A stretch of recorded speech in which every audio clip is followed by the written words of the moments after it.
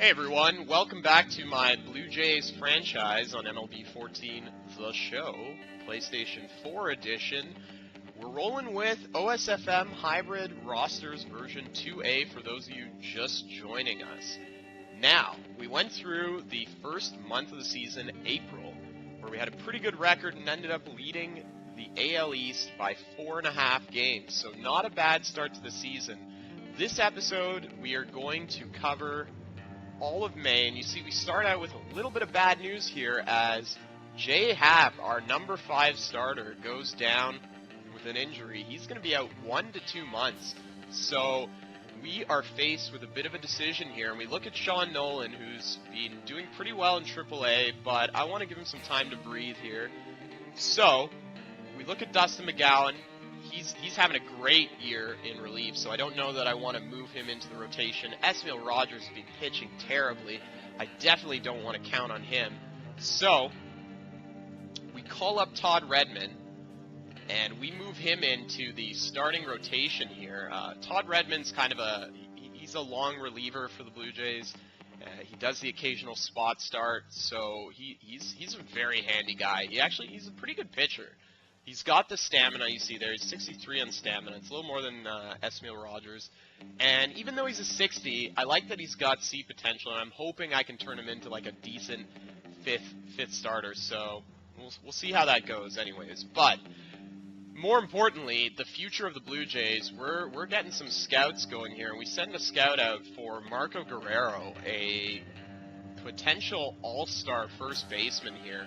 We're really trying to scout a lot of lefties with some high velocity, but I've got a mix here. I switched my scouts in May with an emphasis on scouts that actually are good on pitchers or fielders, but are also like top notch on efficiency, because it actually makes them scout faster. So I don't know, for some of you guys, probably everybody knows this, but you can switch your scouts. You might want to do, say, April if you want to scout find Discover players. You hire a bunch of scouts that have high Discover ratings, and then in May, when you're actually scouting individuals, you go ahead and flip it and get scouts that have good efficiency ratings so they can scout them as quickly as possible and be as accurate as possible. So we see a pretty good second baseman there in Mark Jeffries. Now we're going to have the 8th pick here, so we have to keep that in mind. We're probably not going to be able to get the top blue chip prospects. So we have to be smart with our scouting and make sure that if we really want a lefty starter, we actually scout enough of them. Sean Nolan's stock is rising here. That's good to see. I like Nolan in real life. He hasn't really had another opportunity since his kind of rough outing last year. So hopefully he gets another shot with us this season. And let's be honest, there's a lot of risk in our starting rotation here, so there are a couple of open spots in case somebody stumbles. We're looking at Drew Hutchison. He's only 67 overall. If he struggles, I will not hesitate to call someone up. There you go. He's up to 68, actually. My bad.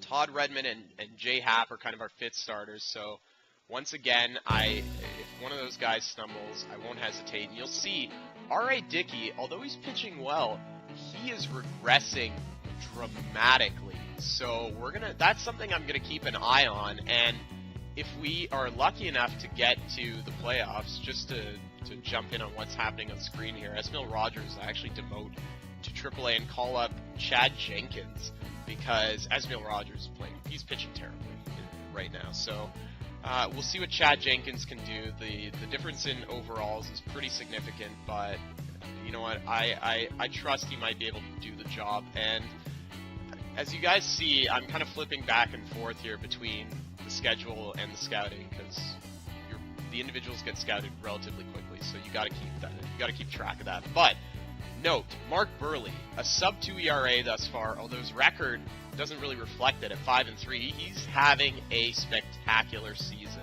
This is why I say these rosters, the OSFM hybrids, are so good, because they almost mimic real life.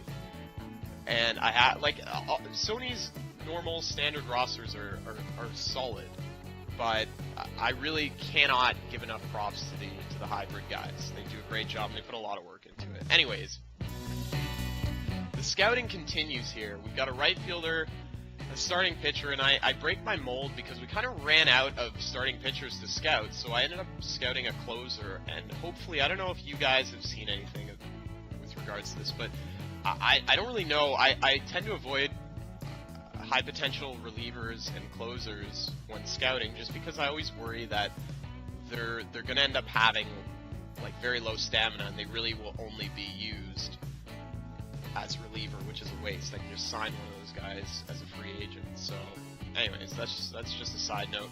We get some more good news as Juan Francisco is apparently having a pretty good season at AAA. His stock is rising and he's apparently opening some eyes within the organization. So we're getting a couple of good updates, things that we want to hear about our youngsters, well, relative youngsters anyways, our prospects at the AAA level. So that's some good news. We might need that depth coming into June, July, August, September, the dog days of summer. So we might have to use one of those guys as a trade chip in order to acquire a front of the line rotation guy, because I'm a little worried here with Burley getting up there in age and Dickey certainly getting up there in age. Both of them are regressing. Dickey more significantly than Burley. But anyways, good month. We're only one game up though on the Rays and Red Sox, so we're getting some challenge, here. We got some people nipping at our heels, and you see Miguel Cabrera leading the league in average in the AL, Edwin Encarnacion leading in home runs, and the stats, as you guys can probably see, are evening out. Once again, check out my thread on OS if you want to slow this down and get a better glimpse of the league leaders. So, episode 3 is next, guys. I really hope you enjoyed this one, and I'll see you on the next episode. Take care.